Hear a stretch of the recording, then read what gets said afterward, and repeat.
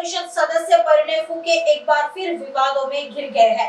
उनके छोटे भाई संकेत फूके की पत्नी प्रिया फूके ने एक बार फिर कैमरों के सामने आकर अपने ससुराल वालों पर गंभीर आरोप लगाए हैं। प्रिया फूके ने कहा कि पति के निधन के बाद वह लगातार न्याय के लिए लड़ रही है, लेकिन अब तक न तो उन्हें इंसाफ मिला और न ही उनकी आवाज सुनी जा रही है। उन्होंने आरोप लगाया कि फूके परिवार की ओर से उन्हें प्रताड़ित किया गया और उन्हें संपत्ती से भी दूर रखा जा रहा है। मी 2 मुलांसोबत माझ्या आईकडे आता 1.5 वर्षापासून राहते आहे।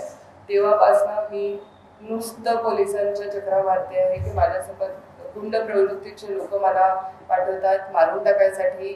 लोकांच्या बॅगमध्ये हेवी काहीतरी सामान असतं ते आमच्या सतत आताही मी इथे आली तर माझ्या मागे 2 माणसं होते तर कुठले होते काय होते मला माहिती नाही आणि सातत्याने आम्हाला धमकवलं जातं आणि स्वतः बोलवायचं घरी आणि स्वतः बोलवून मग आमच्यावर ॲट्रॉसिटी ट्रेसपासिंग आणि बाकी गोष्टींचं मनी एक्सटॉर्शन अशा गोष्टी करतात।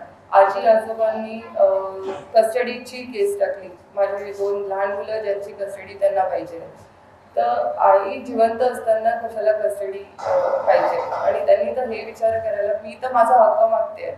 मी कधीच कुठल्या गोष्टीसाठी त्यांना म्हटलेलं नाही आजपर्यंत, कुठल्या गोष्टीचा त्रास नाही माझ्याकडनं, पण त्यांना असं आहे की आम्हाला काही झालं तरी दाबून द्यायचं आहे।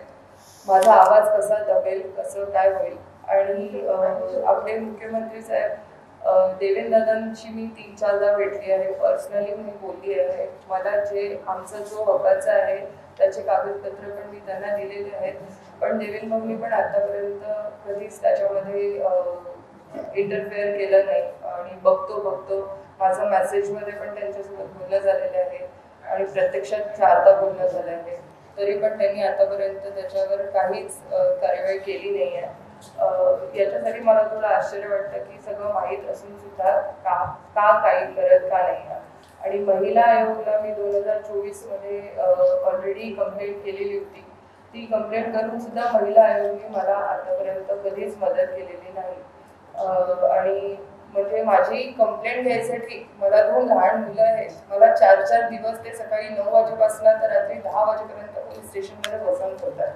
त्यांनी हे विचार करायला पाहिजे, गृह खात्याला हे माहीत आहे की 2 लहान मुलं आहेत, तिला त्या मुलांना घरी कोण बघेल, त्यांचं जेवण खावण कसं कोण पूर्ण करेल, कोण लक्ष देणार त्याच्याकडे, तरी मला दिवसभर तिथे बसवून ठेवतात आणि मला हे धमकवलं गेलं आहे की न्यायव्यवस्था पोलीस प्रशासन आणि सगळे जितकेही मोठे लोक आहे आमच्या देशात आहे आम्ही सगळ्यांना विकत घेऊ शकतो, तुझा आवाज लोकांपर्यंत पोहोचणार नाही आणि तू 20 वर्ष जरी कोर्टात लढत राहिली तरी तुझी केस आम्ही कोर्टात येऊ देणार नाही। म्हणजे अक्षरशः या लेवलपर्यंत मला बोललेले आहे आणि आता फक्त एकच आशा आहे की आम्हाला आमचा हक्क मिळवून द्यावा आणि त्याच्यासाठीच आम्ही आज इथे बसलेलो आहे। अपेक्षा करते की न्यायव्यवस्था आम्हाला आमचा हक्क नक्की देईल आणि तुम्हा लोकांच्या माध्यमातून आम्हाला नक्की न्याय मिळेल असं मला म्हणायचं।